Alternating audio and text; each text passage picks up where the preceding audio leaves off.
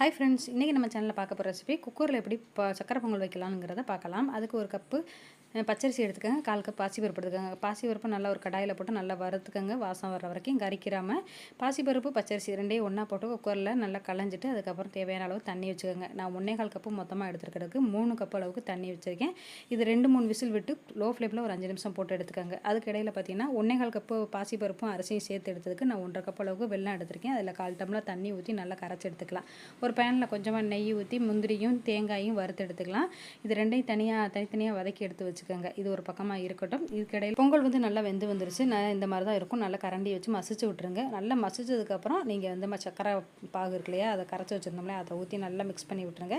நம்ம கரைச்சி வச்சுருக்க எல்லாமே ஊற்றிடலாம், கரெக்டான அளவில் இருக்கும். அதுக்கு நம்ம வறுத்து வச்சுருக்க முந்திரி தேங்காய் அதோட கொஞ்சம் நெய்யும் சேர்த்து நல்லா மிக்ஸ் பண்ணி விட்டுருங்க. இனிப்பு தூக்கலாக காமிக்கிறக்காக ஒரு பிஞ்ச் அளவுக்கு உப்பும் ஏலக்காய் தூளும் சேர்த்து நல்லா மிக்ஸ் பண்ணிட்டீங்கன்னா உங்களுக்கு சூப்பரான சக்கரை பொங்கல் ரெடி ஆயிரும். கண்டிப்பாக ட்ரை பண்ணி பாருங்கள்.